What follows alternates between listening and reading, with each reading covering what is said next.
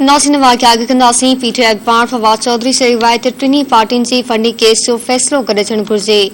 Fawad Chaudhary tweet कंदे चयो त कानून जो मक़सदु उहो आहे त वोटर खे ख़बर हुजणु खपे त सियासी पार्टी खे केरु फंडिंग करे रहियो आहे।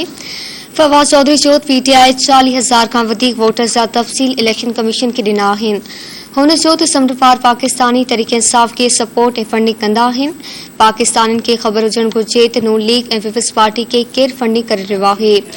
फवाद चौधरी चयो त नून लीग ऐं पीपल्स पार्टी जी फंडिंग जा राज़ अञा ताईं साम्हूं छो न आया आहिनि।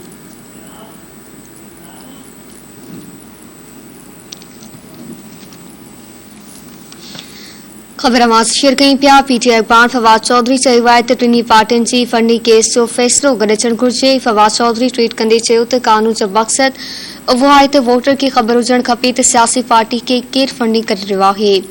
फवाद चौधरी चयो त पीटीआई 40,000 खां वधीक वोटर जा तफ़सील इलेक्शन कमीशन खे ॾिना आहिनि। हुन चयो त समुंड पार पाकिस्तानी तरीक़े इंसाफ़ खे सपोर्ट ऐं फंडिंग कंदा आहिनि। पाकिस्तानियुनि खे ख़बर हुजणु घुरिजे त नून लीग ऐं पीपल्स पार्टी खे केरु फंडिंग करे रहियो आहे। फवाद चौधरी चयो त नून लीग ऐं पीपल्स पार्टी जी फंडिंग जा राज़ अञा ताईं साम्हूं छो न आया आहिनि।